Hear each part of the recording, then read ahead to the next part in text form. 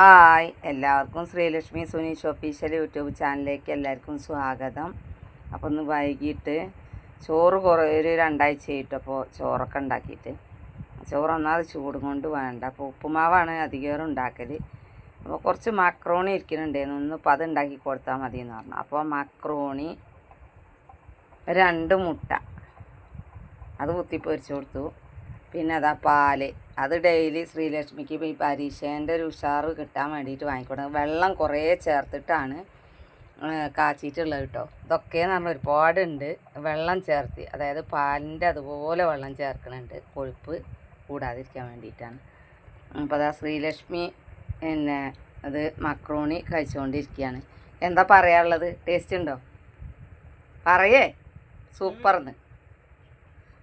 അപ്പോൾ സൂപ്പറാ. അപ്പോൾ കഴിച്ചുകൊണ്ടിരിക്കുകയാണ്.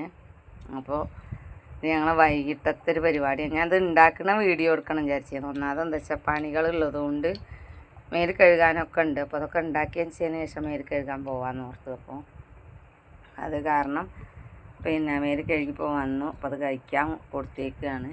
അപ്പോൾ കുറച്ച് മക്രോണി ഉണ്ടായിരുന്നു. അപ്പോൾ അത് ഉള്ളിയും തക്കാളിയൊക്കെ ഇട്ടാണ് ഉണ്ടാക്കിയതാണ് കേട്ടോ. അപ്പം അങ്ങനെ ഒരു വെറൈറ്റി.